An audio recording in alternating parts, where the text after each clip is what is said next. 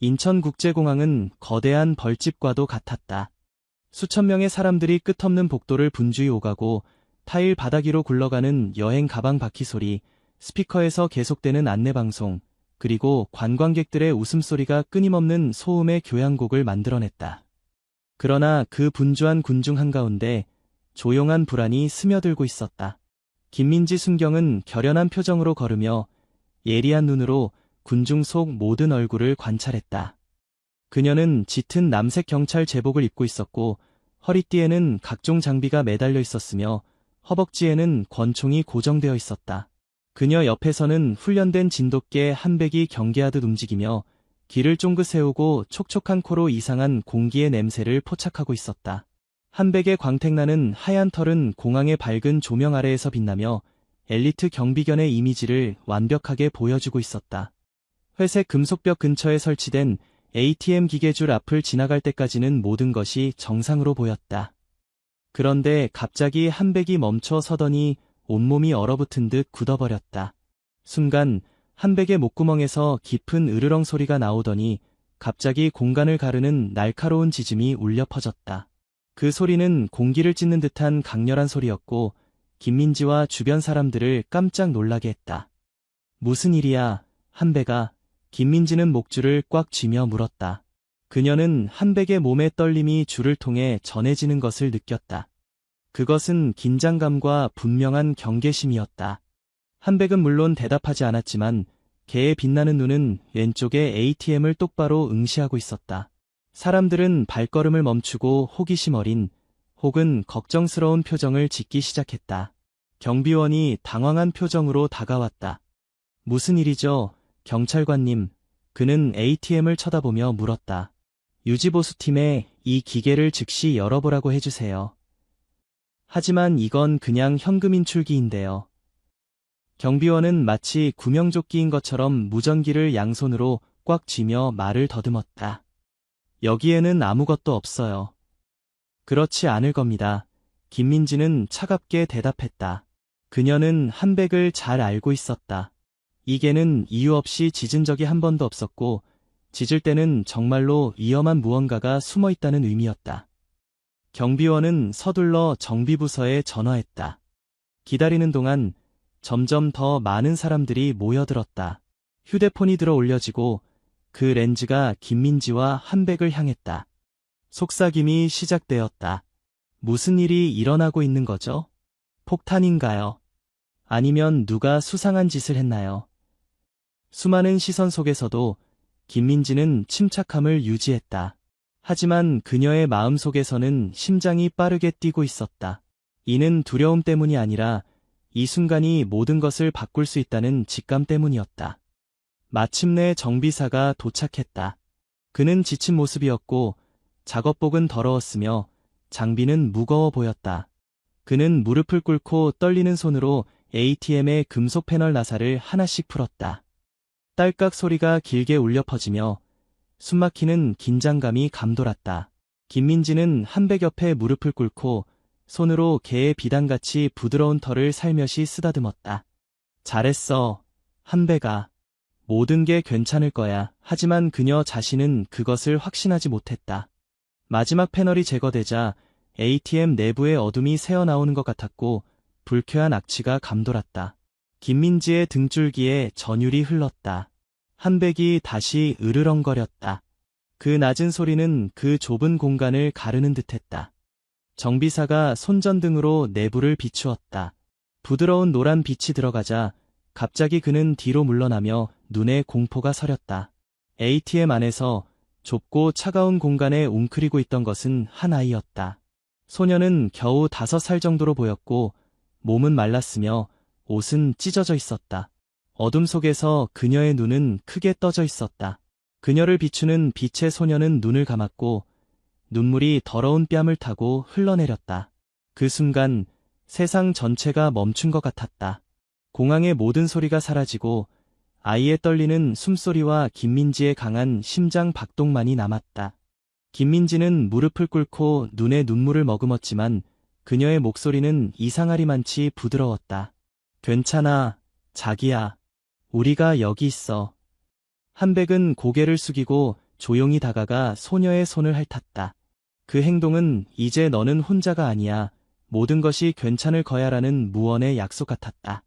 군중은 모두 침묵을 지켰지만 그 순간 분주한 공항의 중심에서 기적이 일어났다. 인천공항은 공기가 차갑게 느껴졌다. ATM에서 아이를 발견한 후 모든 소리가 빨려 들어간 것 같았다. 끊어지는 숨소리와 군중의 놀란 눈만이 남았다. 주변 사람들은 한 명 한 명 마치 차가운 바닥에 발이 얼어붙은 듯한 공포로 제자리에 굳어버렸다. 김민지는 아이 옆에 무릎을 꿇었다. 소녀의 차가운 피부에 손을 대자 그녀의 손이 약간 떨렸다. 소녀의 큰 갈색 눈은 어둠 속에 버려진 모든 긴 밤을 비추는 두 개의 거울처럼 빛나고 있었지만 공포로 가득 차 있었다. 두려워하지 마. 내가 여기 있어. 김민지가 말했다. 그녀의 목소리는 마음의 상처를 흐르는 차가운 강물 같았다. 소녀는 대답하지 않고 그저 ATM의 구석에 더 가까이 웅크리며 이 넓고 무서운 세상에서 자신을 보이지 않는 모래알로 만들고 싶은 듯 작은 몸을 둥글게 말았다. 용감하고 충직한 한백이 천천히 다가왔다. 더 이상 으르렁거리지 않고 털도 세우지 않은 채 한백은 몸을 낮추었다. 까만 콧잔등이 소녀의 더러운 손에 부드럽게 닿았고 가볍게 핥았다. 그것은 위험이 지나갔다는 신호일 뿐만 아니라 충실한 친구의 위로의 말 같았다. 소녀는 천천히 손을 내밀었다. 작고 떨리는 손가락이 마법처럼 한백의 부드러운 털에 닿았다. 건조하고 갈라진 소녀의 입술에서 희미한 미소가 번졌고 그 안에는 희망과 신뢰가 담겨 있었다. 그것은 가혹한 현실 속에서도 가슴이 찢어질 만큼 아름다운 모습이었다. 김민지는 즉시 구급차가 필요하다고 공항 직원에게 신호했다. 그녀의 목소리는 더 이상 부드럽지 않고 긴박함과 결의를 전달했다. 경비원은 악몽에서 깨어난 것처럼 걱정스러운 목소리로 급히 전화를 걸었다. 의료진이 곧 나타났다. 그들은 소녀를 조심스럽게 들것에 눕히고 따뜻한 담요로 그녀의 작은 몸을 감쌌다. 깜박이는 빨간 불빛이 공항의 커다란 유리에 반사되어 마치 어둠 속에서 타오르는 햇불처럼 잃어버린 영혼을 안전한 곳으로 안내했다. 하지만 김민지는 떠날 수 없었다. 그녀의 임무는 여전히 여기, 이 차가운 ATM 앞에 있었다. 군중이 흩어지기 시작했을 때도 여전히 빨간 눈과 충격을 감추지 못하는 얼굴들이 남아있었다. 아직도 휴대폰을 꽉 쥐고 있는 사람들도 있었고 그 순간을 기록한 짧은 동영상이 소셜 네트워크에 퍼져 저녁 식탁을 둘러싼 대화의 초점이 될 가능성이 있었다. 하지만 김민지에게 이것은 이야기가 아니라 가장 안전하다고 여겨지는 곳의 한가운데서 일어난 범죄에 대한 냉혹한 진실이었다. 그녀는 일어서서 손을 가볍게 닦았지만 ATM에서의 차가운 감촉이 아직 피부에 남아있었다. 그녀가 한백을 바라보자 걔는 아직 끝나지 않았어라고 말하는 듯이 눈을 빛내며 응시했다. 김민지의 직감은 결코 틀린 적이 없었고 한백도 틀린 적이 없었다. 그래서 그녀는 나머지 ATM 기계들 줄로 돌아갔다. 여기 있는 모든 ATM을 즉시 점검해야 합니다. 김민지가 지시했다. 그녀의 목소리는 금속판을 치는 망치 소리처럼 날카로웠고 주변의 모든 사람을 깨웠다. 대규모 검사가 이루어졌고 이번에는 아무도 주저하거나 의문을 제기하지 않았다. 소녀의 작은 형체가 구급차 문 너머로 서서히 사라지는 것을 보며 김민지는 가슴속에서 솟아오르는 감정을 느꼈다. 그것은 정의의 고통이자 사랑의 고통이었고 또한 진실의 불꽃이기도 했다. 누가 이런 짓을 했든 그들은 정의를 피할 수 없을 겁니다. 그리고 흰빛이 깜박이고 구급차 사이렌이 울리는 가운데 김민지는 한백의 목줄을 단단히 쥐었다. 그들에게는 아직 완수해야 할 임무가 있었고 공항의 어둠 속에서 구출해야 할 아이들이 더 있을 것이다. 인천은 마치 어떤 작은 행동 속에도 어두운 비밀이 숨겨져 있을 수 있는 거대한 도시와 같았다. 소녀가 데려가진 후에도 ATM 구역의 공기는 마치 소녀의 가슴을 누르고 있던 두꺼운 담요처럼 무거웠다.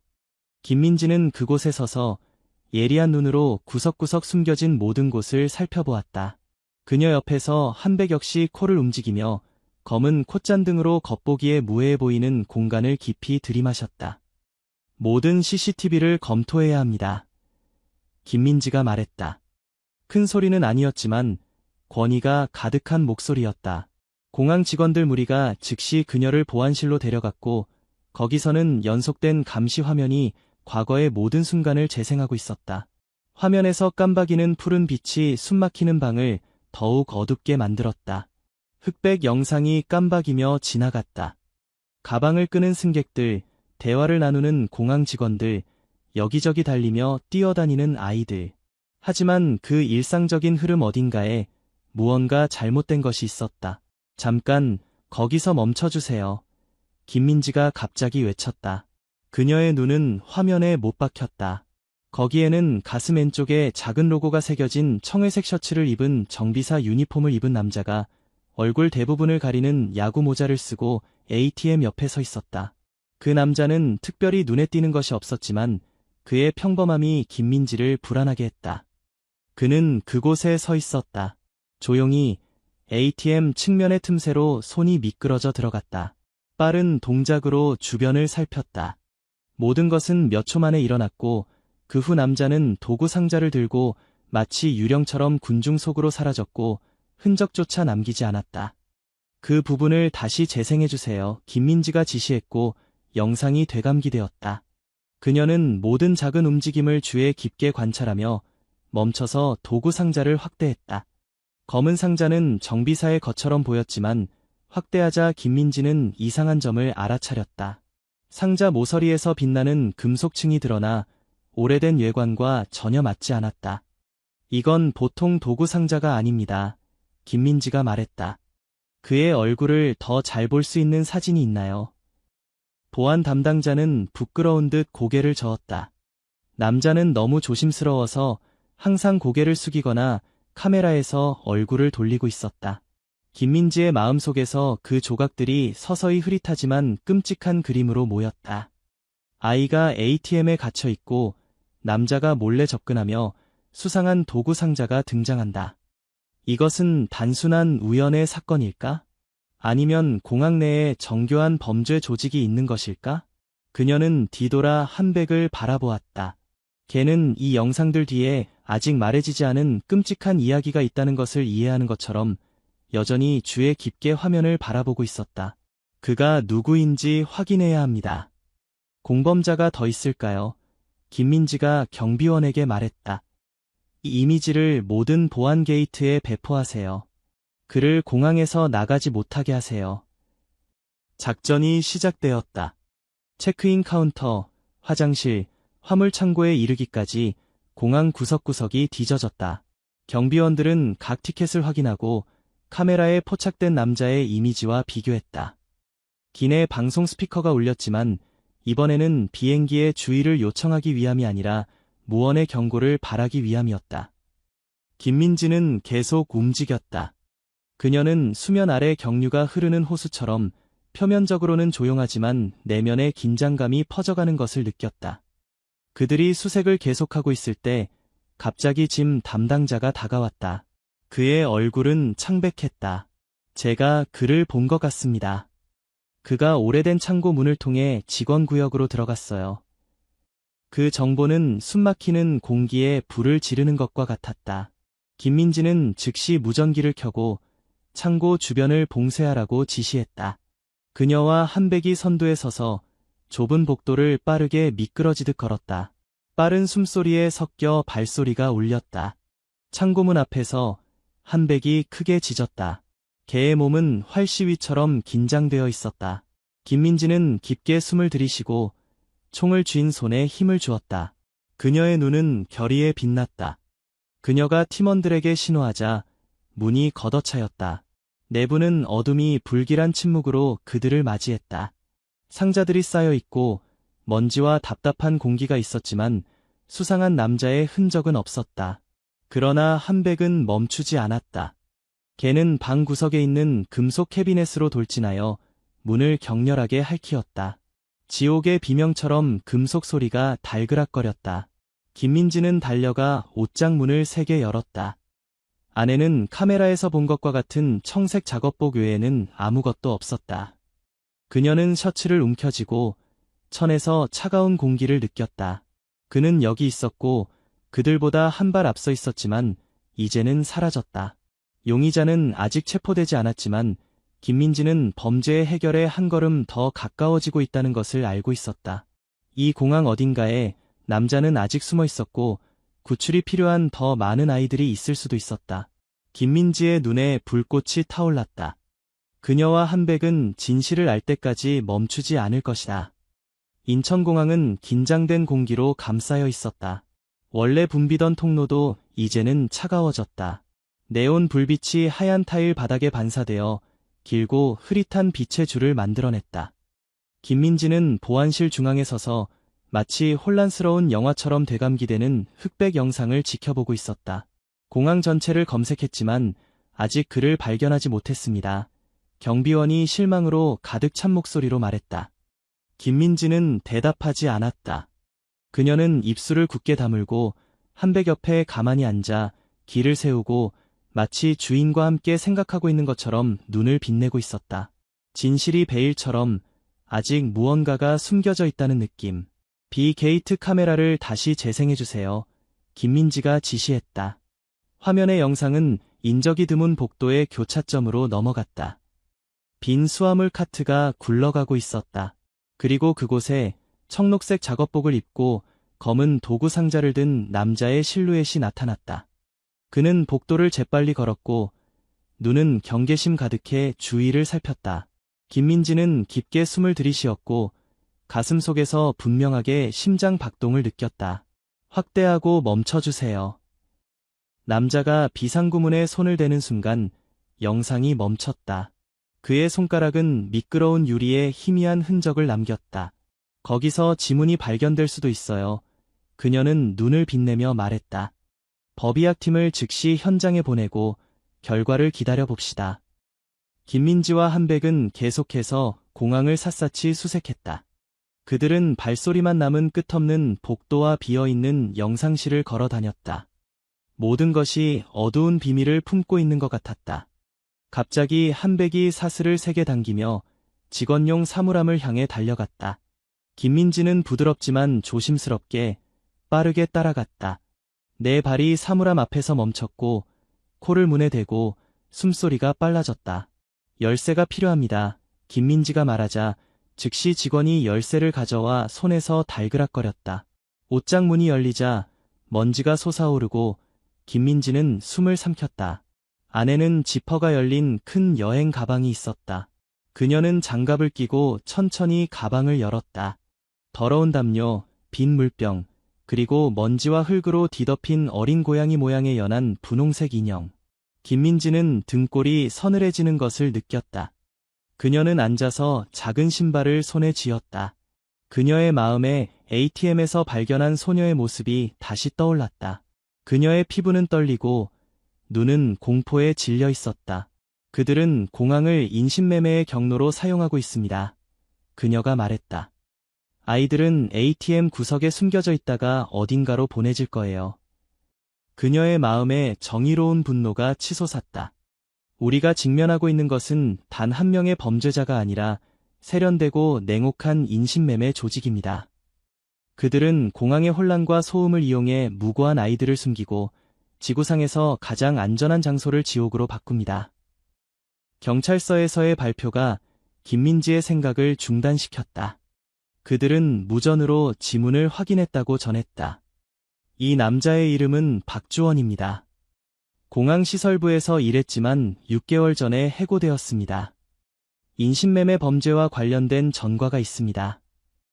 김민지는 무전기를 강하게 쥐었고 그 장치에서 나오는 작은 소리에 그녀의 분노가 전해지는 것 같았다. 즉시 그를 찾아야 합니다. 그녀는 한백을 보기 위해 뒤돌아보았고 충직한 개는 여전히 그곳에 서서 눈을 빛내고 있었다. 가자, 한백아. 우리에게는 해야 할 일이 있어. 그리고 그들은 단 하나의 목표를 염두에 두고 나아갔다. 범죄의 장막을 걷어내고 아이들을 빛으로 되돌리는 것.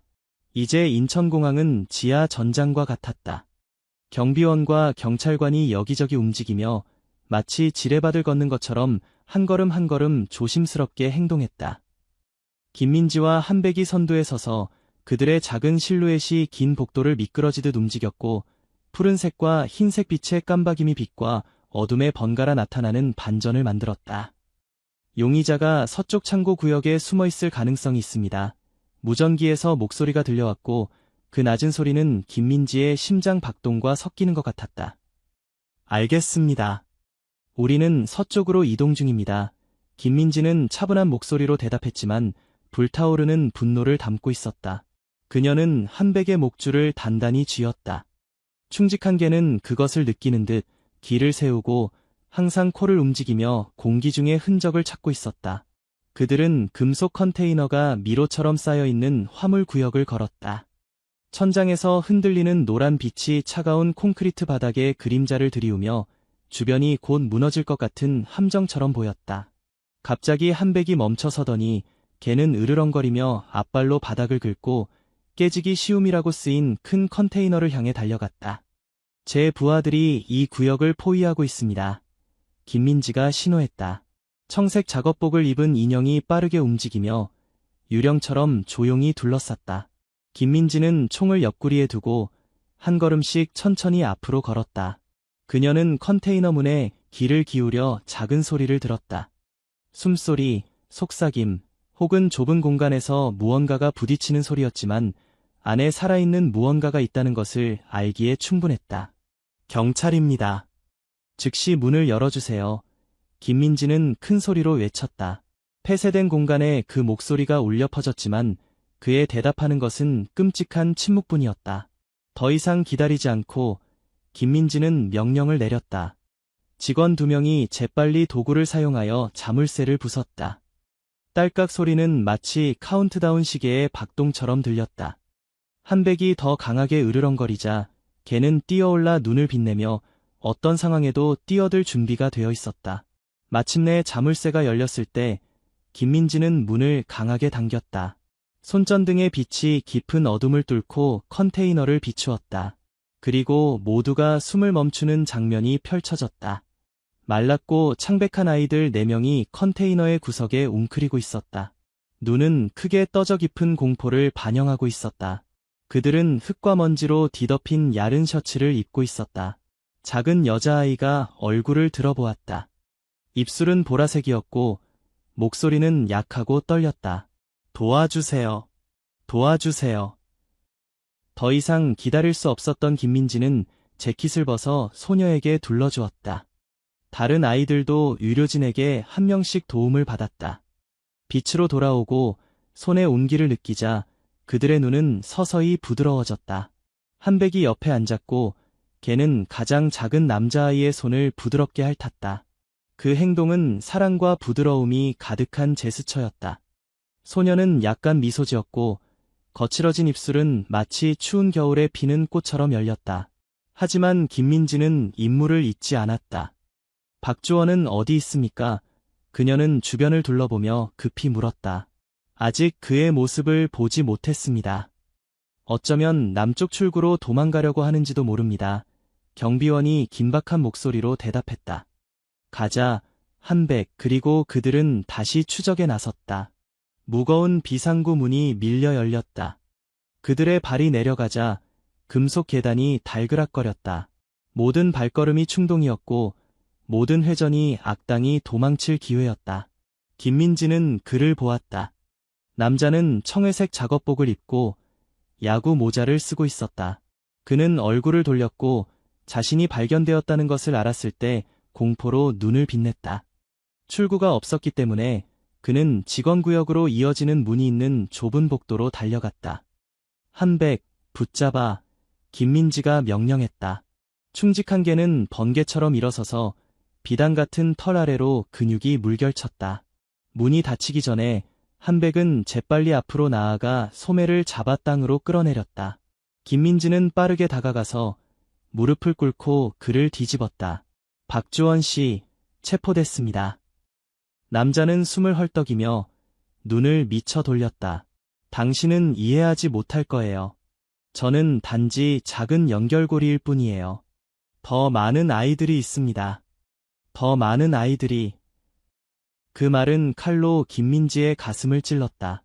그녀는 그의 수갑을 단단히 잠그며 그녀의 눈은 결의로 빛났다. 그렇다면 우리는 모두를 찾아내고 다른 누구도 이런 고통을 겪지 않게 할 것입니다. 경찰차 사이렌이 울려 퍼지자 김민지는 일어서서 푸른 하늘이 펼쳐진 멀리를 바라보았다.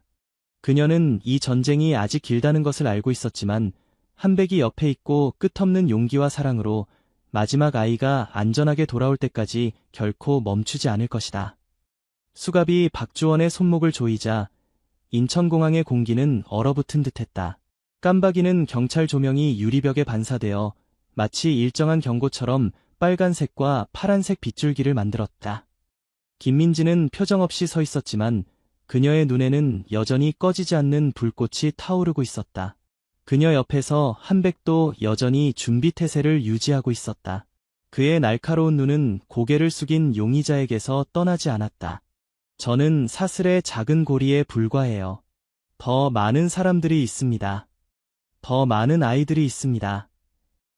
박주원의 말은 마치 끝없이 반복되는 사운드 트랙처럼 김민지의 마음에 울렸다.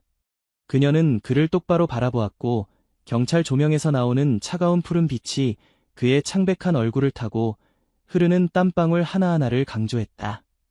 박주원은 단순한 인신매매범이 아니었다. 그는 어떤 어둠이나 위험이 기다리고 있든 그녀가 들어가야 할 지하 지옥으로 가는 문을 열어주었다. 그를 경찰서로 데려가세요. 김민지는 차가운 이빨 같은 목소리로 명령했다. 그리고 그에게 더 이상 말하지 못하게 하세요. 박주원이 연행되는 동안 김민지와 수사팀은 서둘러 창고 전체를 수색했다. 금속 컨테이너가 하나씩 열렸고 각 구석이 강력한 손전등으로 비춰졌다. 하지만 이번에는 아이들이 발견되지 않았다.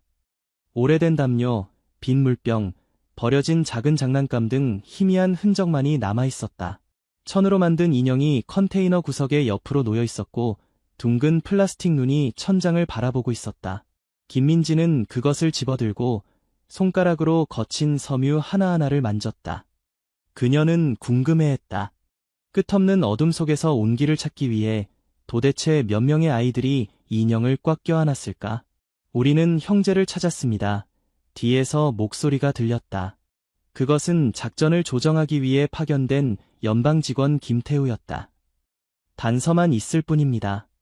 하지만 저는 박주원이 거짓말을 하지 않았다고 믿습니다.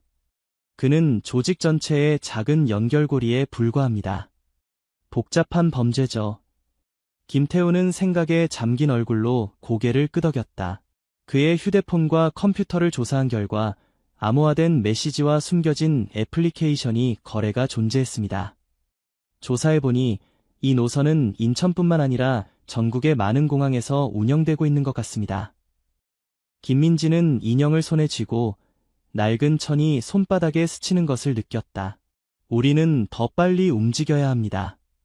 1초가 지날수록 아이가 더 깊은 어둠으로 끌려갈 수 있습니다. 그 후 몇 시간 동안 김민지와 김태우 그리고 수사팀은 서둘러 작업을 시작했다. 그들은 데이터의 각 페이지를 넘기고 문자 메시지, 중단된 통화, 보안 카메라의 흐릿한 사진 등 끔찍한 퍼즐의 각 조각을 연결했다. 모든 것이 드러나기 시작했다. 한백은 항상 김민지 곁에 있었고 걔는 그녀의 일부가 된 것처럼 항상 경계하고 민감했다. 가끔 김민지가 지쳤을 때 한백은 그녀의 무릎에 조용히 머리를 올려놓곤 했다. 안정감을 주는 그 눈을 바라보는 것만으로도 김민지는 구출되지 못한 아이들을 위해 계속 싸울 의욕을 느꼈다. 끊임없이 몇 시간 동안 작업한 후 마침내 중요한 단서가 암호화된 메시지에 나타났다. 그들은 인천에서 불과 2시간 거리에 있는 김포공항에서 앞으로의 화물 도착에 관한 정보를 발견했다. 상자에는 이상한 표시가 되어 있었지만 그 안에는 공포와 절망 속에서 기다리고 있는 다른 아이들이 있을 수 있다고 김민지는 이해했다. 이 기회를 놓칠 수 없습니다.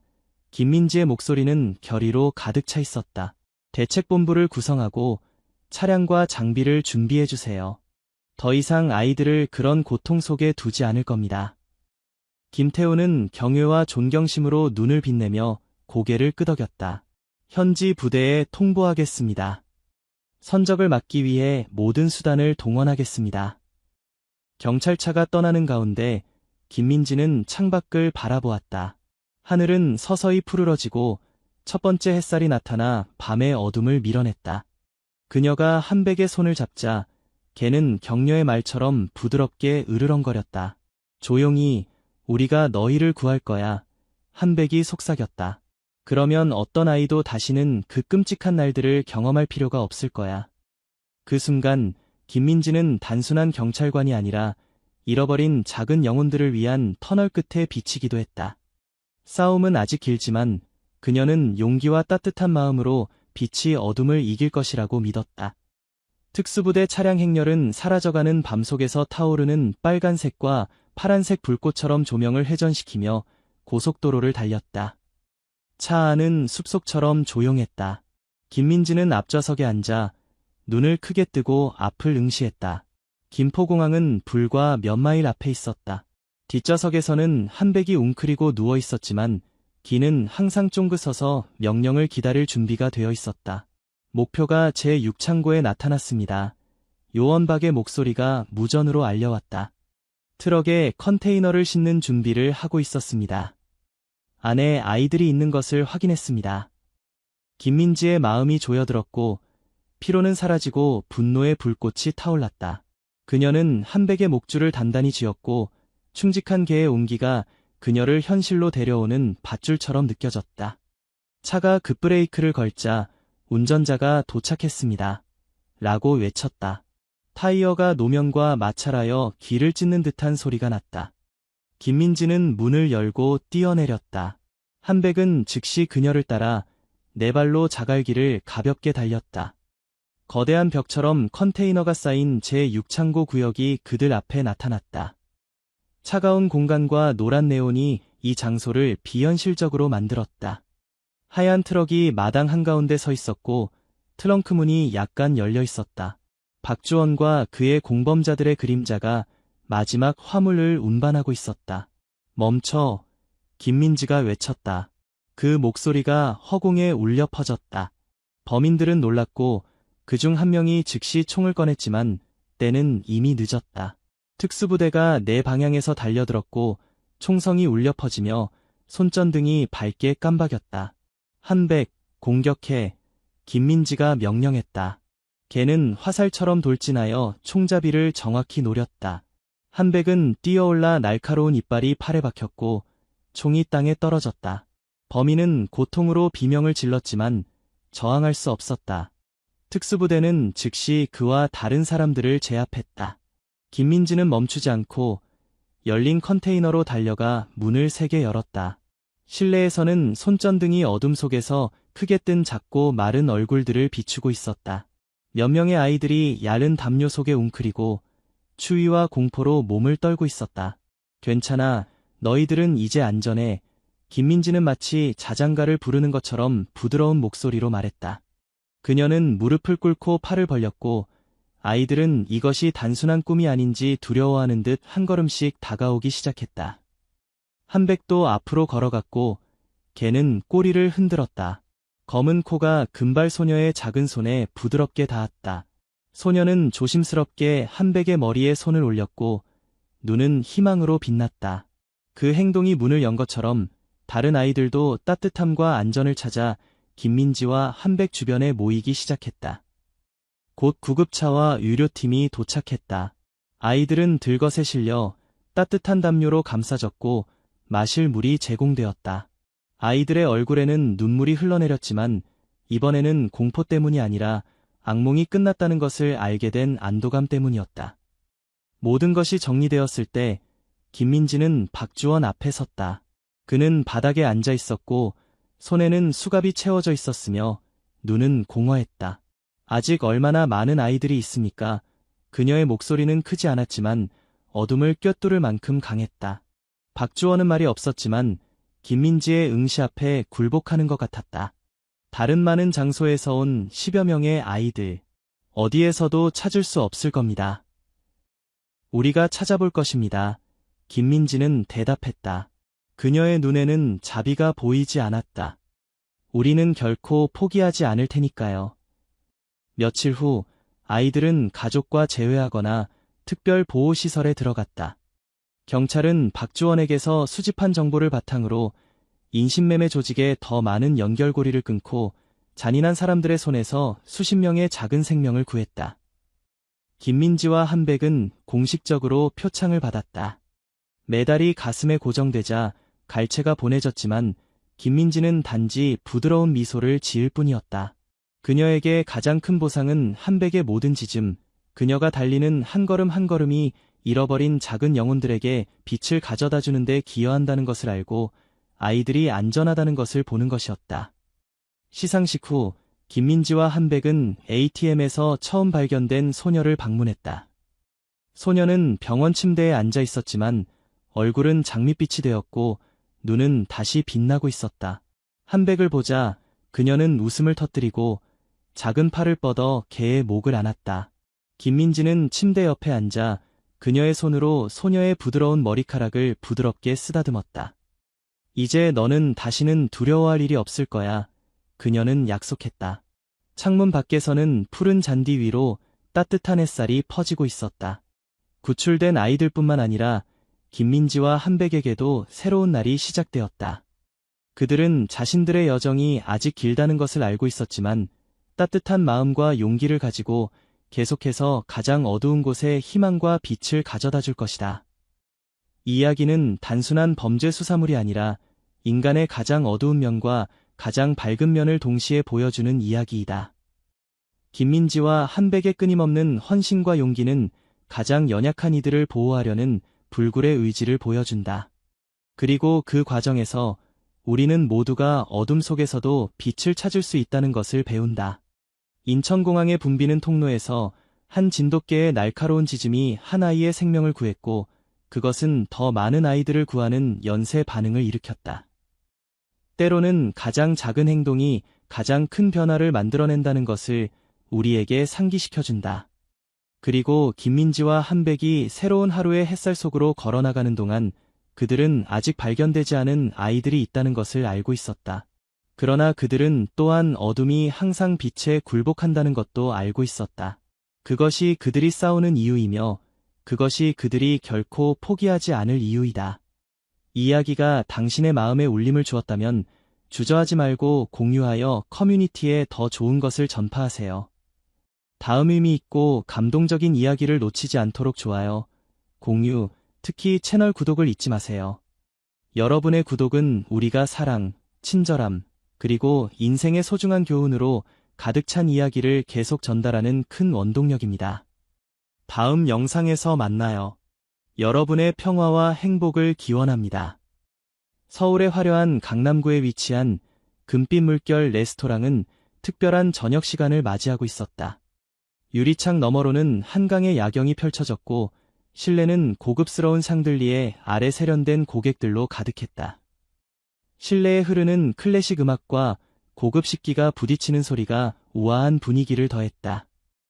조용한 창가 자리에는 대한민국 최대 건설회사 성진건설의 회장 강도윤과 그의 아내 윤서희가 앉아 있었다. 모든 이들이 선망하는 완벽한 부부처럼 보였지만 그들의 눈빛 속에는 말로 표현할 수 없는 슬픔이 깃들어 있었다.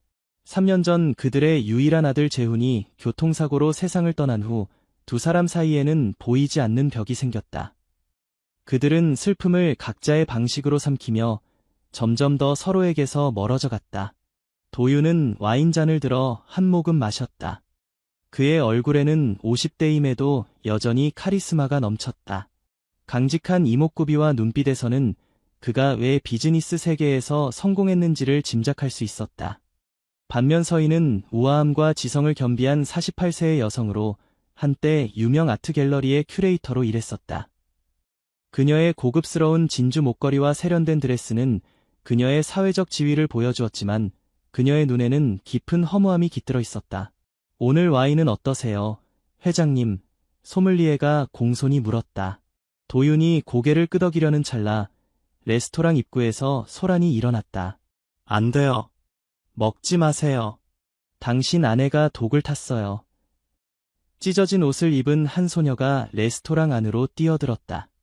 12살 정도로 보이는 그 소녀의 얼굴은 흙먼지로 더럽혀져 있었고 까맣게 그을린 양볼에는 겁에 질린 표정이 역력했다. 머리카락은 엉망으로 헝클어져 있었고 낡고 너무 큰 운동화가 그녀의 발에서 벗겨질 듯했다. 당신 아내가 당신 음식에 독을 탔어요.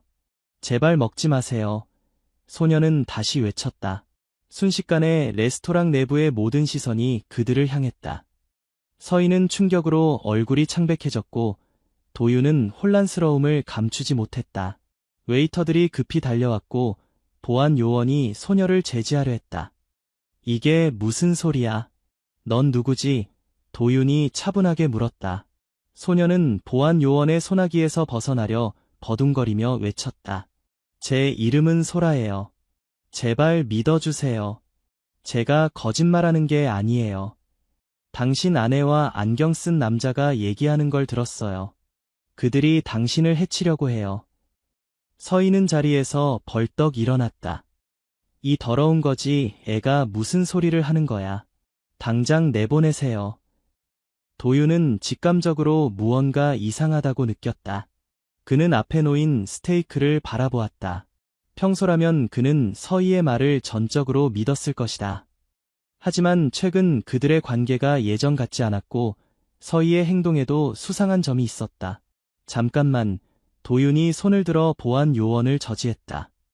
이 소녀의 말을 들어보자. 서희의 얼굴이 더욱 창백해졌다. 당신, 설마 그거지 애의 말을 믿는 거야? 도윤은 대답 대신 레스토랑 매니저를 불러 음식을 검사해 줄 것을 요청했다. 서희는 마치 공기가 부족한 것처럼 숨을 몰아쉬었다. 그녀의 손가락이 테이블 가장자리를 꽉 움켜쥐었다. 당신, 정말 미쳤어? 서희가 낮은 목소리로 속삭였다. 이 아이는 우리를 망신시키려는 거야. 하지만 도윤의 마음은 이미 결정되어 있었다. 그는 소라를 자세히 바라보았다. 소녀의 눈에는 공포가 서려 있었지만 동시에 진실을 말하고 있다는 확신도 보였다. 소라야, 어떻게 이런 일을 알게 됐니? 도윤이 부드럽게 물었다. 소녀는 떨리는 목소리로 대답했다. 저는 레스토랑 뒤편에서 종종 음식 찌꺼기를 주워 먹어요.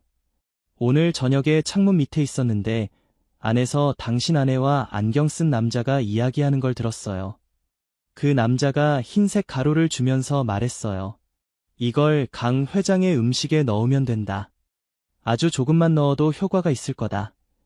그리고 당신 아내는 처음에는 망설였지만 그 남자가 너의 비밀을 모두 폭로하겠다고 위협하자 결국 그 가루를 받았어요. 서희가 히스테릭하게 웃었다. 말도 안 돼. 이 아이는 정신이 이상해요. 이때 매니저가 돌아왔다.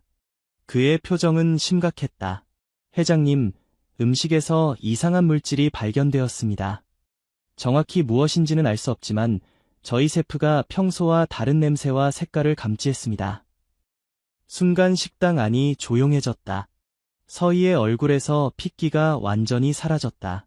그녀는 자리에서 벌떡 일어나 화장실에 다녀오겠어요 라고 말하며 황급히 자리를 떠났다. 도윤은 충격에 빠졌다. 그의 아내가 정말로 그를 해치려 했다는 사실을 받아들이기 어려웠다. 하지만 소라의 말과 음식 검사 결과는 부정할 수 없는 사실이었다. 그는 즉시 매니저에게 경찰을 불러줄 것을 요청했다. 그날 밤 강도윤의 세계는 완전히 뒤바뀌었다. 경찰이 도착했을 때 서희는 이미 레스토랑을 빠져나간 후였다. 음식에서는 실제로 독성 물질이 발견되었고 레스토랑 CCTV에서는 서희가 도윤이 화장실에 간 사이 무언가를 음식에 섞는 모습이 포착되었다. 그리고 이 모든 혼란 속에서 소라라는 작은 소녀가 강도윤의 목숨을 구했다는 사실은 분명했다. 도윤은 소녀를 어떻게 해야 할지 고민했다. 그녀를 그냥 보낸다면 그녀는 다시 위험한 거리로 돌아갈 것이다. 게다가 그의 아내와 연관된 누군가가 그녀를 해칠 가능성도 있었다. 소라야, 오늘 밤 어디서 지낼 거니? 도윤이 물었다. 소녀는 어깨를 으쓱했다. 어디든 괜찮아요. 저는 항상 자리를 찾아요. 도윤은 결심했다. 오늘 밤은 안전한 곳에서 지내야 할 것 같구나. 내가 알고 있는 안전한 장소가 있어. 거기서 지내보는 게 어때? 소라의 눈에 의심이 스쳤다. 저를 도와주시는 거예요. 내가 내 목숨을 구했잖니. 이건 당연한 일이야. 그렇게 도윤은 소라를 자신의 오랜 친구이자 사설탐정인 김준호가 소유한 안전가옥으로 데려갔다. 그곳에서 소라는 따뜻한 음식과 깨끗한 옷, 그리고 안전한 잠자리를 제공받았다. 도윤은 그날 밤 자신의 아파트로 돌아가지 않고 호텔 스위트룸에 묵었다. 그는 서희의 행동 이면에 무엇이 있는지 파악해야 했다. 그리고 무엇보다 그는 자신을 해치려 한 아내가 왜 그랬는지 알아내야 했다. 다음 날 아침 도윤은 준호를 만났다. 그들은 호텔 라운지의 조용한 구석에 앉아 있었다. 준호는 50대 초반의 전직 형사로 날카로운 눈매와 단단한 체격을 가지고 있었다. 그는 도윤의 대학 동창이자 몇 안 되는 진정한 친구였다. 어젯밤 일은 정말 충격적이네. 준호가 커피를 홀짝이며 말했다. 서희 씨가 왜 그런 짓을 했을까? 도윤은 깊은 한숨을 내쉬었다. 모르겠어. 우리 관계는 재훈이를 잃은 후로 힘들었지만 그녀가 나를 해치려 할 거라고는 전혀 생각지 못했어. 서희 씨를 협박한 남자에 대해 더 알아낸 게 있나? 도윤은 머리를 가로저었다. 아직 없어. 소라가 설명한 것은 안경을 쓴 40대 남성 정도뿐이야. 너무 일반적인 설명이라 특정하기 어렵지. 준호는 생각에 잠겼다. CCTV나 다른 증거는 없어? 레스토랑 뒤편에는 카메라가 없었어. 그리고 서희는, 그녀는 이제 어디에 있는지조차 모르겠어. 집에 돌아가지 않았고 그녀의 휴대폰은 꺼져 있어. 준호는 도윤의 어깨를 짚었다. 내가 조사해볼게. 서희 씨의 최근 통화 기록, 만남, 이메일, 모든 것을 확인해볼 거야. 그리고 그 안경 쓴 남자도 찾아내겠어. 도윤은 고맙다는 듯 고개를 끄덕였다. 그리고 소라는 어떻게 지내? 걱정 마, 미니가 잘 돌보고 있어. 준호가 대답했다. 미니는 준호의 아내로 따뜻하고 모성에 넘치는 여성이었다. 미니가 말하길 소라는 처음에는 경계했지만 따뜻한 목욕과 식사 후에는 조금 마음을 열었다고 해. 그 아이는 정말 힘든 시간을 보냈을 거야. 도윤은 고개를 끄덕였다. 내가 나중에 가서 소라를 만나볼게. 그녀가 더 많은 정보를 기억해낼 수도 있으니까. 준호는 동의했다. 좋아. 그리고 도윤아, 조심해. 내 아내가 이런 일을 저질렀다면 다른 사람들도 연관되어 있을 수 있어. 당분간은 공개적인 장소를 피하고 항상 경계하는 게 좋을 거야. 도윤은 친구의 충고를 새겨들었다. 그는 자신의 사무실로 향하기 전에 보안팀에게 연락하여 경호를 강화해줄 것을 요청했다. 성진건설 본사는 강남의 중심부에 위치한 58층 고층 빌딩이었다. 도윤은 전용 엘리베이터를 타고 최상층에 있는 자신의 사무실로 향했다. 그의 비서 박지원이 문 앞에서 그를 기다리고 있었다. 회장님, 어젯밤 일은 정말 끔찍했습니다. 괜찮으신가요? 지원이 걱정스럽게 물었다. 도윤은 약한 미소를 지었다. 괜찮아요. 지원 씨 덕분에 큰애는 없었어요. 지원은 고개를 끄덕였지만 여전히 불안해 보였다. 회장님, 윤서희 여사에 대한 경찰의 수배령이 내려졌다는 소식을 들었습니다. 그리고 언론에서도 이 사건에 대해 보도하기 시작했어요. 도윤은 한숨을 내쉬었다. 그는 이 사건이 공개적으로 알려지는 것을 원치 않았지만 이미 너무 늦은 것 같았다. 언론 대응은 PR팀에 맡기고 우리는 평소처럼 업무에 집중해요. 그리고 지원 씨, 오늘 오후에 몇 시간 자리를 비울 예정이니 일정을 조정해주세요. 네, 회장님. 그리고 혹시 제가 도울 일이 있으면 언제든지 말씀해주세요. 도윤은 고마움을 표하고 사무실로 들어갔다. 그는 창가에 서서 서울의 스카이라인을 바라보았다. 그의 마음은 아직도 혼란스러웠다. 20년 넘게 함께한 아내가 그를 해치려 했다니 이해할 수 없었다. 그는 책상 위에 가족 사진을 바라보았다. 사진 속에는 그와 서희, 그리고 그들의 아들 재훈이 행복하게 웃고 있었다. 도윤은 가슴이 아팠다. 이 사진이 찍힌 지 불과 몇 년 만에 그들의 가족은 이렇게 산산조각이 났다. 오후가 되자 도윤은 준호의 안전가옥으로 향했다. 그곳은 서울 외곽의 조용한 주택가에 위치한 평범한 2층 집이었다. 준호의 아내 미니가 문을 열어주었다. 도윤 씨, 어서 오세요. 미니가 따뜻하게 인사했다. 소라는 방금 씻고 나왔어요.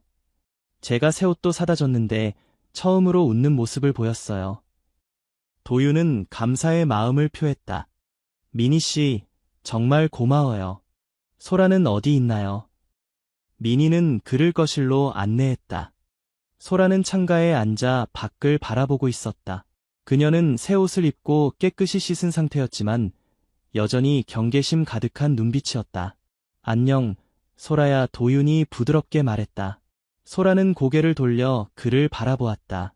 회장님, 어젯밤 일은 정말 고마워. 내가 아니었다면 나는 지금... 소라는 어색하게 미소 지었다. 별거 아니에요.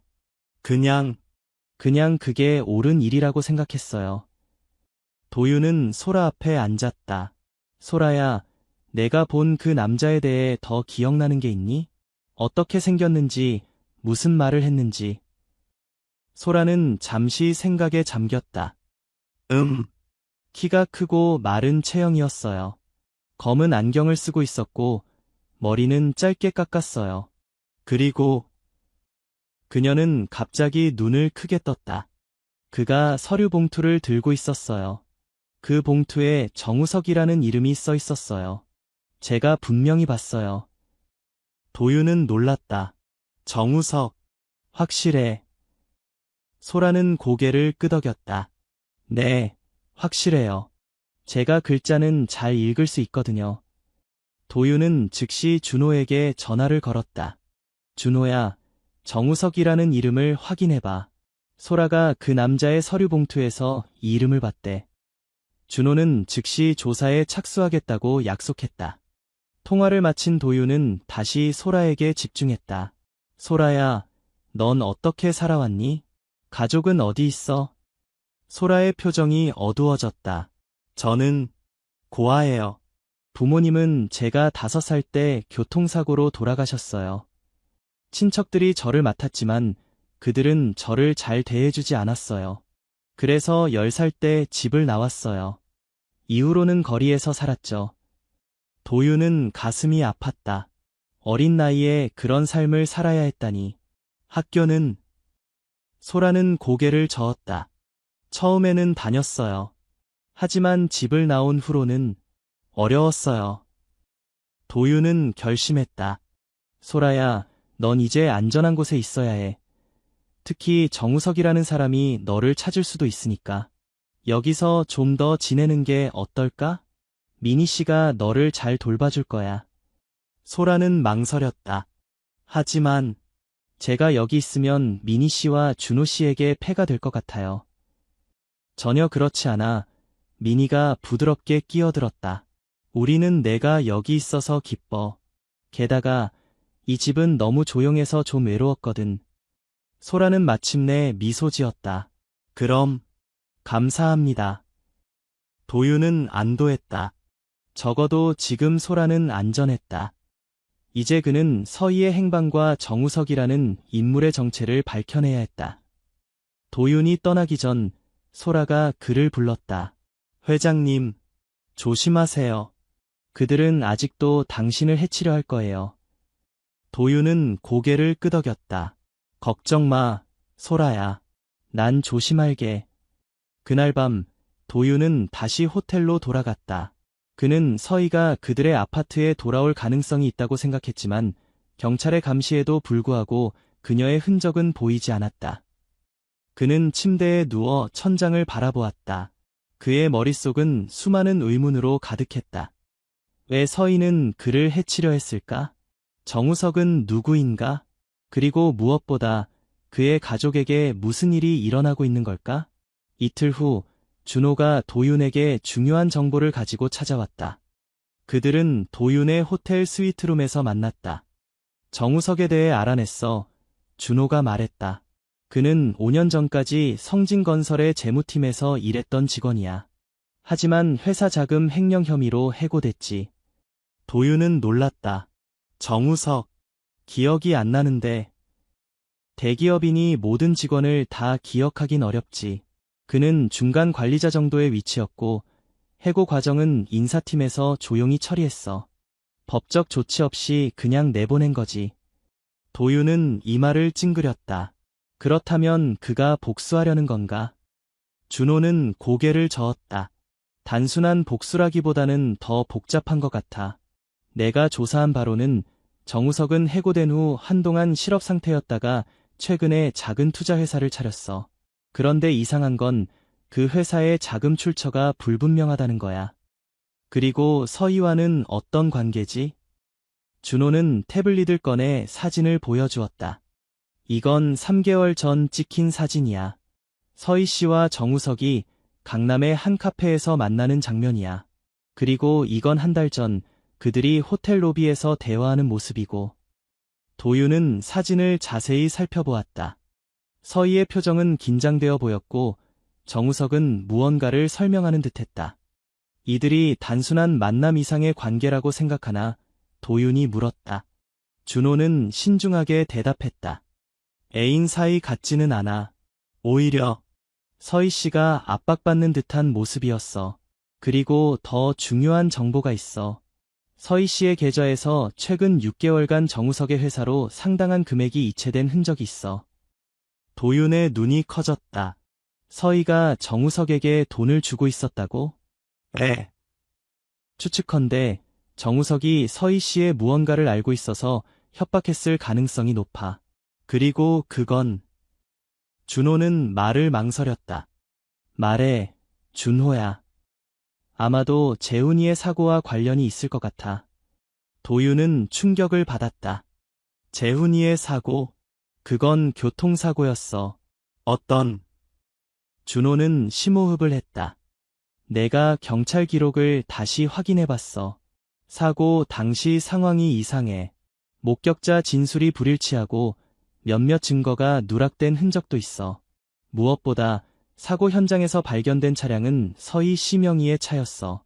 하지만 공식 기록상 운전자는 다른 사람으로 되어 있지. 도윤의 얼굴이 창백해졌다. 무슨 말이야? 서희가 사고와 관련이 있다는 거야. 확실한 건 아니야. 준호가 조심스럽게 말했다. 하지만 정황상 서희 씨가 운전하고 있었을 가능성이 있어. 그리고 어떤 이유에서인지 그 사실이 은폐됐을 수 있어. 도윤은 의자에 깊이 기대앉았다. 그의 세계가 무너져 내리는 것 같았다. 그럼 서희가 재훈이의 사고와 관련이 있고 정우석이 그 사실을 알고 있어서 그녀를 협박한다는 거야. 준호는 고개를 끄덕였다. 그게 가장 가능성 높은 시나리오야. 정우석이 어떻게 그 정보를 입수했는지는 아직 모르겠지만 그가 서희 씨를 상당 기간 협박해온 것 같아. 그리고 최근에는 그녀에게 당신을 해치라고 강요했을 거야. 도윤의 마음은 혼란스러웠다. 그는 아내가 자신을 배신했다는 사실에 분노했지만 동시에 그녀가 어떤 압박 속에서 그런 행동을 했는지 궁금했다. 그리고 무엇보다 그의 아들의 죽음에 대한 진실을 알고 싶었다. 우리는 서희를 찾아야 해. 도윤이 결심한 듯 말했다. 그녀에게서 직접 진실을 들어야 해. 준호는 동의했다. 내가 계속 수사 중이야. 서희 씨의 신용카드 사용 내역, 통화 기록, 모든 걸 추적하고 있어. 그녀는 오래 숨어 있을 수 없을 거야. 그 순간 도윤의 휴대폰이 울렸다. 발신자 표시는 알 수 없음이었다. 여보세요. 도윤이 전화를 받았다. 강도윤 회장님, 낯선 남자의 목소리가 들렸다. 저와 대화할 시간이 있으신가요? 도윤은 긴장했다. 당신이 정우석인가? 전화 너머로 웃음소리가 들렸다. 역시 예리하시군요. 네, 저는 정우석입니다. 회장님의 아내를 만나고 싶으신가요? 도윤의 심장이 빠르게 뛰기 시작했다. 서희가 당신과 함께 있나? 네, 윤서희 씨는 지금 제 곁에 있습니다. 그녀는 안전합니다. 지금으로서는요. 도윤은 준호에게 눈짓을 했다. 준호는 즉시 전화 추적을 시작했다. 당신이 원하는 게 뭐야? 도윤이 물었다. 간단합니다. 정우석이 대답했다. 50억 원. 그리고 제가 5년 전 성진건설에서 부당하게 해고됐다는 공식 성명. 이 두 가지만 있으면 당신의 아내도 돌려보내고 당신의 아들 사망에 관한 진실도 영원히 묻어두겠습니다. 도윤은 분노했다. 당신이 어떻게 감히. 화내지 마세요, 회장님. 정우석의 목소리는 차분했다. 당신은 지금 협상할 위치가 아닙니다. 당신이 거절하면 저는 윤서희 씨가 자신의 아들을 차로 친진 씨를 언론에 공개할 겁니다. 그 충격을 감당할 수 있을까요? 도윤은 숨을 헐떡였다. 무슨 소리야? 서희가 재훈이를. 회장님, 내일 오후 3시 한강공원 북서쪽 주차장에서 만납시다. 혼자 오세요. 그리고 돈을 가져오세요. 정우석은 그렇게 말하고 전화를 끊었다. 도윤은 전화를 내려놓고 충격에 빠졌다. 그는 준호를 바라보았다. 추적됐어. 준호는 고개를 저었다. 죄송해. 시간이 너무 짧았어. 하지만 내일 만남에서 우리가 그를 잡을 수 있을 거야. 도윤은 한숨을 내쉬었다. 정우석이 말한 게 사실일까? 서희가 정말 재훈이를 차로 친 건가? 준호는 어깨를 으쓱했다. 확실한 건 내일 알 수 있을 거야. 하지만 우리는 준비를 해야 해. 그날 밤 도윤은 잠들지 못했다. 그의 마음은 혼란스러웠다. 만약 서희가 정말 재훈이의 사고와 관련이 있다면 그는 그녀를 용서할 수 있을까? 하지만 동시에 그는 서희가 왜 그런 비밀을 숨겼는지 이해하고 싶었다. 그리고 무엇보다 그는 그녀를 안전하게 구출하고 싶었다. 다음 날 오후 도윤은 준호와 함께 계획을 세웠다. 그들은 경찰의 도움 없이 이 일을 처리하기로 했다. 50억 원은 준비됐지만 그 돈을 실제로 건네줄 생각은 없었다. 나는 정우석을 만나러 갈 거야. 도윤이 말했다. 너는 주변에서 대기하다가 내 신호가 있으면 들어와. 준호는 걱정스러운 표정을 지었다. 너무 위험해. 정우석은 필사적일 수 있어. 다른 선택이 없어. 서희를 구하기 위해서는 이 방법밖에 없어. 준호는 마지못해 동의했다. 그는 몇몇 믿을 수 있는 동료들을 불러 지원을 요청했다. 오후 3시 도윤은 정확히 약속 장소에 도착했다. 한강공원은 평일 오후임에도 산책하는 사람들로 꽤 붐볐다. 그는 정우석이 이렇게 공개된 장소를 선택한 것에 의아했지만 그것도 아마 정우석의 계획의 일부일 것이라고 생각했다. 그는 주차장 근처 벤치에 앉아 기다렸다. 몇 분 후 한 남자가 그에게 다가왔다. 그는 키가 크고 마른 체형의 40대 남성으로 검은 안경을 쓰고 있었다. 강도윤 회장님, 남자가 말했다. 정확히 시간을 지키시는군요. 도윤은 일어섰다. 정우석. 정우석은 미소 지었다. 돈은 가져오셨나요? 도윤은 옆에 놓인 서류 가방을 가리켰다.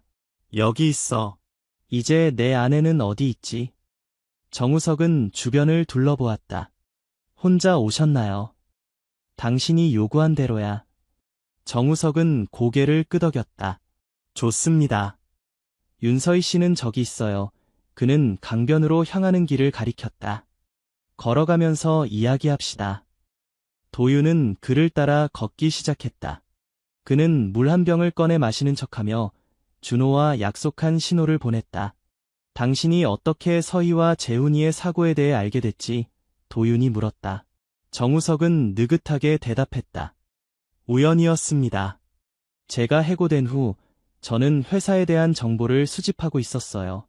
그러다가 우연히 그날 밤 윤서희 씨가 한 병원에 급히 방문한 기록을 발견했죠. 좀 더 파고들어 보니 그날이 바로 재훈이의 사고가 있던 날이었습니다. 그래서 추적 결과 윤서희 씨가 그날 술에 취해 운전하다가 자신의 아들을 치게 된 거였죠. 그녀는 패닉 상태에서 사고 현장을 떠났고 나중에 다른 운전자가 발견한 것처럼 조작했어요. 그리고 그녀는 돈을 써서 증거를 은폐했습니다. 도윤은 충격에 빠졌다. 그는 그날 밤의 기억을 더듬었다. 서희가 그에게 전화해 재훈이가 교통사고를 당했다고 했을 때 그는 즉시 병원으로 달려갔었다. 하지만 이미 너무 늦었고 재훈이는 사망한 상태였다. 서희는 히스테릭하게 울며 그를 안았지만 그는 그녀의 눈에서 단순한 슬픔 이상의 무언가를 보았던 것 같았다. 증거가 있나? 도윤이 물었다. 정우석은 웃었다. 물론이죠. 병원 기록, 사고 현장 사진, 그리고 윤서희 씨가 뇌물을 준 사람들의 진술까지 모든 것이 저장된 USB가 있습니다. 그들은 이제 강변에 도착했다. 멀리서 한 여성이 벤치에 앉아 있는 것이 보였다. 저기 윤서희 씨가 있습니다. 정우석이 말했다. 이제 거래를 마무리합시다. 돈과 성명서를 주시면 저는 USB를 드리고 떠나겠습니다. 도윤은 서희를 바라보았다. 그녀는 창백하고 지쳐 보였다. 그는 그녀에게 다가가고 싶었지만 먼저 정우석을 처리해야 했다. 성명서는 여기 있어. 도윤이 서류 가방을 열어 문서를 꺼냈다. 하지만 돈을 주기 전에 USB를 보여줘. 정우석은 주머니에서 USB를 꺼내 보였다. 여기 있습니다. 그 순간 준호와 그의 동료들이 나타났다. 그들은 정우석을 포위했다. 정우석 씨, 당신은 협박과 납치 혐의로 체포됩니다. 준호가 말했다. 정우석은 놀란 듯했지만 곧 냉정을 되찾았다. 이런, 회장님, 약속을 어기시다니. 도윤은 그를 노려보았다. 당신이 내 아내를 협박하고 내 가정을 파괴하려 했어. 내가 왜 당신과의 약속을 지켜야 하지? 정우석은 갑자기 웃기 시작했다. 파괴요? 회장님, 당신의 가정은 이미 오래전에 파괴됐습니다. 당신의 아내가 당신의 아들을 죽였으니까요. 도윤은 분노로 주먹을 꽉 쥐었지만 자제했다. 그는 정우석에게서 USB를 빼앗아 준호에게 건넸다. 이걸 확인해. 그는 서희에게 다가갔다. 그녀는 벤치에 앉아 고개를 숙인 채 울고 있었다. 서희야, 도윤이 부르자 그녀는 천천히 고개를 들었다. 도윤아, 그녀의 목소리는 간신히 들릴 정도로 약했다. 미안해. 정말 미안해. 도윤은 그녀 앞에 무릎을 꿇었다. 정우석이 말한 게 사실이야? 내가 재훈이의 사고와 관련이 있어. 서희는 눈물로 얼룩진 얼굴로 고개를 끄덕였다. 나는 그날 술을 마셨어. 재훈이를 학교에서 데리러 갔는데 내가 정신을 잃은 사이에 재훈이가 차에서 뛰어내리려 했어. 내가 브레이크를 제대로 밟지 못했고. 그녀는 더 이상 말을 잇지 못하고 흐느꼈다. 도윤은 충격에 빠졌다. 그는 분노, 슬픔, 배신감을 동시에 느꼈다. 하지만 동시에 그는 서희의 괴로워하는 모습을 보고 연민도 느꼈다. 왜 말하지 않았어? 그가 물었다. 서희는 흐느끼며 대답했다. 어떻게 말할 수 있었겠어? 내가 우리 아들을 죽였다고? 당신은 날 영원히 미워했을 거야. 나도 나 자신을 용서할 수 없었어. 매일 밤 악몽 속에서 재훈이의 얼굴을 봤어. 도윤은 깊은 한숨을 내쉬었다. 그는 서희를 당장 용서할 수는 없었지만 그녀가 얼마나 고통받았는지 이해할 수 있었다. 그리고 정우석은 그가 물었다. 그는 1년 전에 나를 찾아왔어. 서희가 설명했다. 그가 모든 것을 알고 있다고 했어. 처음에는 돈만 요구했지만 점점 더 많은 것을 원했어. 결국 그는 내게 당신을 해치라고 강요했어. 내가 거절하자 그는 모든 것을 공개하겠다고 위협했어. 나는 겁에 질려 있었어. 도윤아. 하지만 난 정말 당신을 해치고 싶지 않았어. 그래서 레스토랑에서 나는 독을 음식에 타긴 했지만 치명적인 양은 아니었어. 도윤은 서희의 손을 잡았다. 이제 더 이상 정우석을 두려워할 필요 없어. 그는 체포됐어. 그리고 우리는 이 일을 함께 해결할 거야. 서희는 놀란 듯이 그를 바라보았다. 당신은 나를 용서하는 거야. 도윤은 고개를 저었다. 용서는 시간이 필요해. 하지만 난 너를 포기하지 않을 거야. 우리는 이 고통을 함께 극복해야 해. 그들은 함께 강변에 앉아 있었다.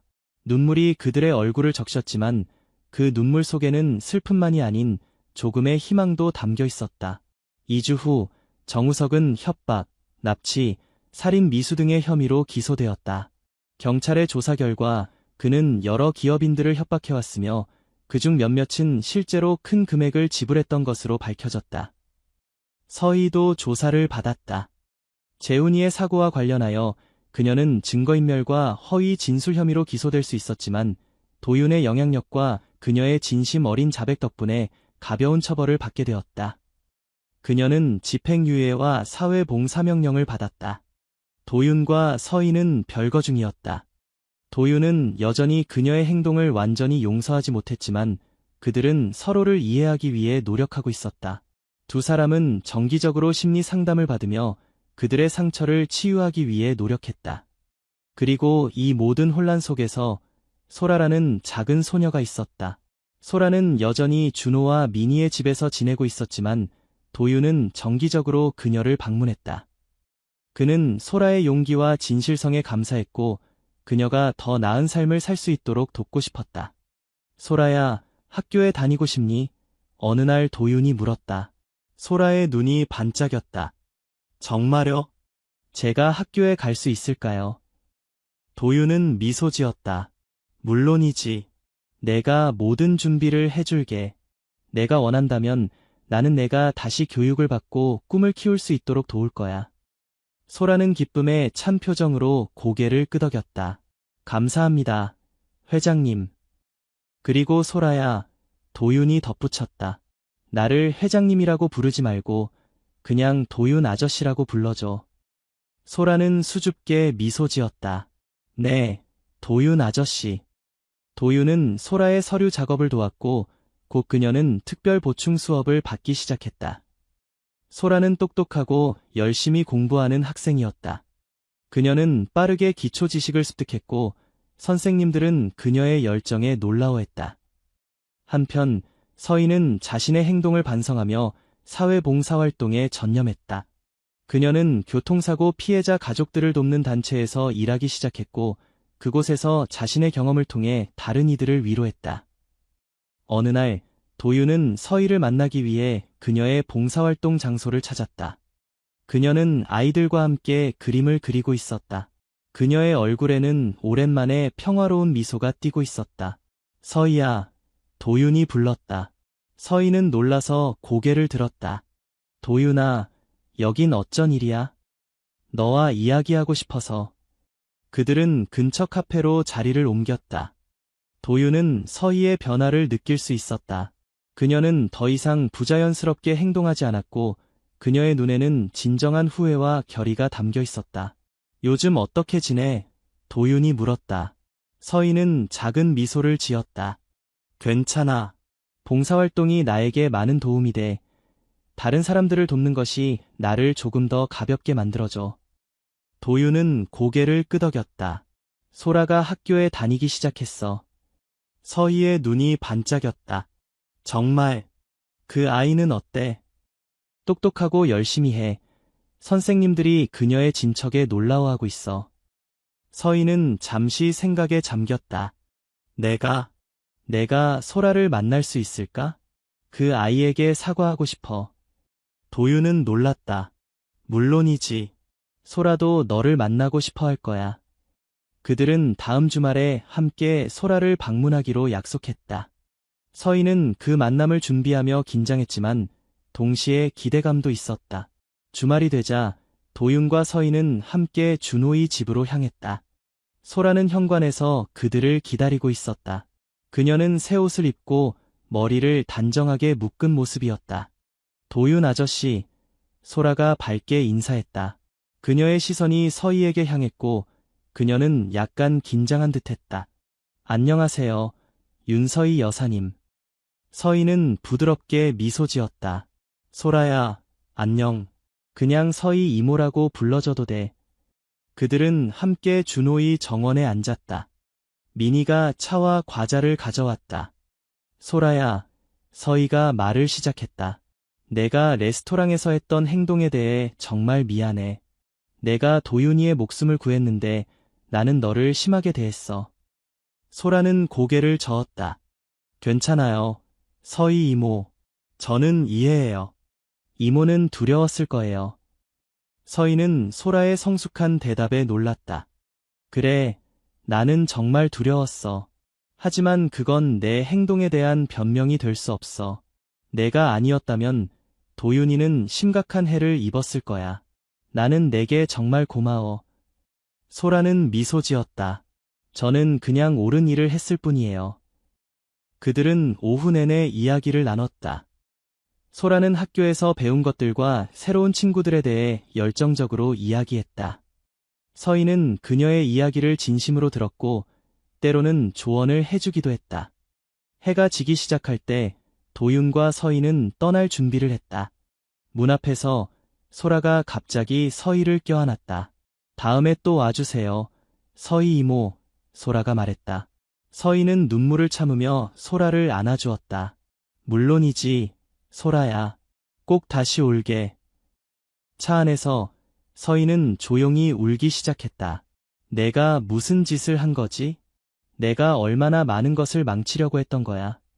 도윤은 그녀의 손을 잡았다. 하지만 이제 너는 그것을 바로잡으려고 노력하고 있어. 그게 중요한 거야. 서희는 눈물을 닦았다. 소라는 정말 특별한 아이야. 그녀는 우리 모두에게 두 번째 기회를 준 거야. 도윤은 고개를 끄덕였다. 그래, 그녀는 정말 특별해. 그들은 잠시 침묵 속에 차를 타고 갔다. 그리고 갑자기 서희가 물었다.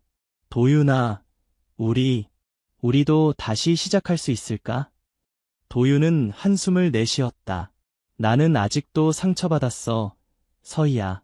하지만 나는 노력하고 있어. 우리 모두 치유가 필요해.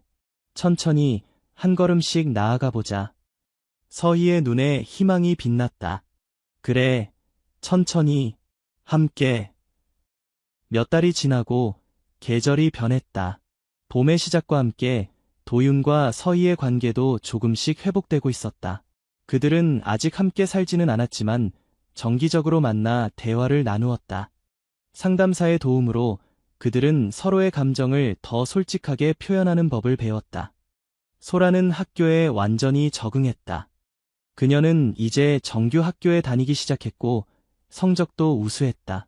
도윤과 서희는 정기적으로 그녀를 방문했고 종종 함께 외출하기도 했다. 어느 주말 그들은 함께 놀이공원에 갔다.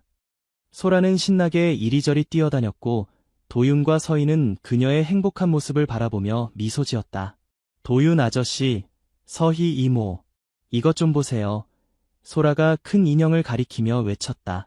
도윤은 웃으며 소라를 위해 링 던지기 게임에 도전했다.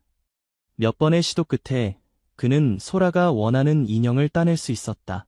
감사합니다, 도윤 아저씨. 소라가 기뻐하며 인형을 안았다. 서희는 그들을 바라보며 따뜻한 미소를 지었다. 이런 순간들이 그녀의 마음을 치유해 주었다.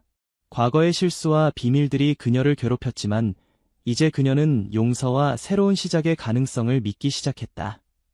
도윤아, 서희가 소라가 다른 게임을 하러 간 사이에 말했다. 소라를 우리가 입양하는 건 어떨까? 도윤은 놀랐다. 입양? 서희는 고개를 끄덕였다. 소라는 우리에게 많은 것을 가르쳐줬어. 그리고 우리는 그녀에게 안정적인 가정을 제공할 수 있어. 물론 내가 원하지 않으면. 도윤은 서희의 말을 끊었다. 나도 그 생각을 하고 있었어. 소라는 특별한 아이야. 그리고 그녀는 우리에게 두 번째 기회를 줬어. 서희의 눈에 눈물이 고였다. 정말 내가 그렇게 생각했다니 기뻐. 그들은 소라에게 이 생각을 조심스럽게 이야기하기로 결정했다. 먼저 그녀의 감정과 생각을 존중하고 싶었다. 그날 저녁, 그들은 소라를 저녁 식사에 초대했다. 도윤의 아파트에서 세 사람은 함께 식사를 했고, 소라는 학교에서 있었던 재미있는 일들을 이야기했다. 식사가 끝나갈 무렵 도윤이 입을 열었다. 소라야, 우리가 너에게 물어보고 싶은 게 있어. 소라는 호기심 어린 눈으로 그들을 바라보았다. 뭔데요? 서희가 부드럽게 말했다. 소라야, 우리가 너의 법적 보호자가 되는 것에 대해 어떻게 생각해? 그러니까 우리가 너를 입양하는 거지. 소라의 눈이 커졌다. 입양이요? 제가 정말 가족이 될 수 있다는 거예요. 도윤은 미소 지었다. 그래, 소라야. 물론 내가 원한다면 말이야. 우리는 너를 강요하고 싶지 않아. 소라의 눈에 눈물이 고였다. 그녀는 몇 초 동안 아무 말도 하지 않았다. 그리고 갑자기 그녀는 자리에서 벌떡 일어나 도윤과 서희를 동시에 껴안았다. 네. 저는 정말 원해요. 정말 원해요. 도윤과 서희도 눈물을 참을 수 없었다. 그들은 소라를 꼭 안아주었다. 우리는 내가 행복했으면 좋겠어. 소라야, 서희가 말했다. 우리가 완벽한 부모는 아닐 거야. 하지만 우리는 최선을 다해 너를 사랑하고 지지할 거야. 소라는 기쁨의 눈물을 흘리며 고개를 끄덕였다. 저는 이미 행복해요. 도윤 아저씨와 서희 이모가 저의 부모님이 된다면 저는 세상에서 가장 행복한 사람일 거예요. 그날 밤 소라는 도윤의 아파트에서 자기로 했다. 서희는 그녀를 위해 게스트룸을 준비했고 소라는 신이 나서 자신의 새 방을 구경했다. 도윤과 서희는 거실에 앉아 조용히 이야기를 나눴다. 이게 정말 맞는 결정일까? 서희가 조금 불안해하며 물었다. 도윤은 확신에 찬 눈빛으로 대답했다. 맞아. 우리가 실수를 할 수도 있겠지만 우리는 소라를 위해 최선을 다할 거야. 그리고 어쩌면 소라가 우리를 치유하는 데 도움을 줄 수도 있을 거야. 서희는 도윤의 손을 잡았다. 우리가 재훈이를 대체할 수는 없어. 하지만 우리는 소라에게 새로운 시작을 줄 수 있어. 도윤은 고개를 끄덕였다. 재훈이는 항상 우리 마음속에 있을 거야. 그리고 이제 우리는 소라도 사랑할 거야. 그들은 입양 절차를 시작했다. 도윤의 사회적 위치와 영향력 덕분에 과정은 비교적 순조롭게 진행되었다. 몇 달 후 소라는 공식적으로 강소라가 되었다. 입양이 확정된 날 그들은 작은 파티를 열었다. 준호와 미니 그리고 소라의 선생님들과 몇몇의 친구들이 참석했다. 소라는 행복에 넘쳐 있었고 도윤과 서희의 얼굴에도 오랜만에 진정한 기쁨이 피어났다. 이제 어떻게 불러야 할까요? 소라가 수줍게 물었다. 아직도 도윤 아저씨, 서희 이모라고 불러야 하나요? 도윤과 서희는 서로를 바라보았다. 내가 편한 대로 불러도 돼, 소라야, 도윤이 말했다. 소라는 잠시 생각하더니 결심한 듯 말했다. 그럼, 아빠, 엄마라고 불러도 될까요? 서희의 눈에 눈물이 고였다. 물론이지, 소라야. 우리는 내가 그렇게 불러주면 정말 행복할 거야. 소라는 기쁨에 찬 미소를 지었다. 아빠, 엄마, 이상하지만 정말 좋은 느낌이에요. 그날 밤, 세 사람은 함께 새 집으로 이사했다. 도윤과 서희는 강남에 새 아파트를 구입했고 그곳에서 새로운 시작을 하기로 했다. 소라의 방은 밝은 색상으로 꾸며졌고 책장에는 그녀가 좋아하는 책들이 가득했다. 잠자리에 들기 전 소라는 도윤과 서희에게 안아달라고 요청했다. 그들이 소라의 침대 옆에 앉자 소라가 작은 목소리로 말했다. 저는 정말 운이 좋아요. 레스토랑에서 당신들을 만난 건 운명이었나 봐요. 도윤은 소라의 머리를 쓰다듬었다. 우리가 운이 좋은 거야, 소라야. 내가 우리 가족이 되어줘서 정말 기뻐. 서희도 고개를 끄덕였다. 넌 우리에게 큰 선물이야, 소라야. 넌 우리에게 다시 웃는 법을 가르쳐줬어. 소라는 행복한 미소를 지으며 눈을 감았다. 사랑해요, 아빠, 엄마. 우리도 너를 사랑해, 소라야. 도윤과 서희가 동시에 대답했다. 그날 밤 도윤과 서희는 오랜만에 같은 침대에서 잠을 청했다. 그들은 여전히 많은 상처와 치유해야 할 과거가 있었지만 이제 그들에게는 함께 나아갈 이유가 생겼다. 도윤아, 서희가 어둠 속에서 속삭였다. 우리가 정말 다시 행복해질 수 있을까? 도윤은 서희의 손을 꼭 잡았다.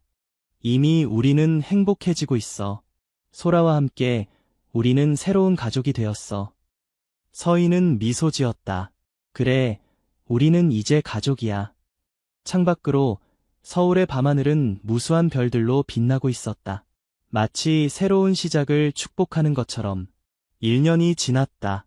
소라는 이제 14살이 되었고 중학교에 진학했다. 그녀는 학교에서 우수한 성적을 유지했고 특히 미술과 문학에서 두각을 나타냈다. 도윤과 서희는 자랑스러운 부모가 되었다. 서희는 아트 갤러리에서 다시 일하기 시작했다. 그녀는 특히 신진 작가들을 지원하는 프로그램을 진행했고 그 프로그램은 큰 성공을 거두었다. 그녀는 또한 교통사고 피해자 가족지원재단에서 계속 봉사활동을 했다. 도윤은 회사 경영을 계속했지만 이전보다 더 많은 시간을 가족과 함께 보냈다. 그는 소라의 학교 행사에 빠지지 않고 참석했고 주말에는 가족 여행을 즐겼다. 정우석은 법정에서 유죄 판결을 받고 징역 10년형을 선고받았다. 그의 체포 이후 더 많은 피해자들이 나타나 증언했고 그의 범죄 네트워크가 완전히 드러났다. 어느 주말 도윤, 서희, 소라는 재훈이의 묘소를 찾았다. 그들은 함께 꽃을 놓고 기도했다. 재훈아, 서희가 작은 목소리로 말했다. 엄마가 많이 미안해. 하지만 이제 엄마는 내 용서를 구할 용기가 생겼어. 우리는 너를 영원히 사랑할 거야. 그리고 이제 우리 가족에 소라가 생겼어. 내가 하늘에서 지켜보고 있다면 소라를 잘 보살펴줘. 도윤은 서희의 어깨를 감쌌다. 소라는 그들 옆에 조용히 서 있었다. 안녕, 재훈아.